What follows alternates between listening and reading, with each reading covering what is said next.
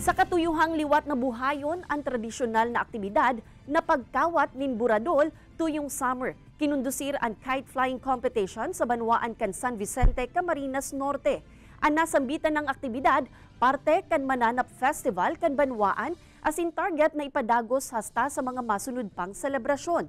Nasa 15 tao ang nagbale sa kompetisyon kung sa intinauan ang mga ini nin pagkakataon. Nagibuhon ang sa indang sadiring disenyo. Kabala sa pinagpilian ang pinakadakula, pinakamagayon asin kakaiba. Dakulang porsyento man ang pinakahalangkaw na layog.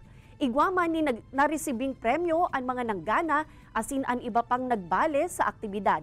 Naglalaom ang LGU na mas dakul pa ang mapartisipar sa kaparehong aktibidad sa mga masunod na taon. Ito po ay gawin natin na taunan yung mga tradisyon at kultura natin, muli nating ibabalik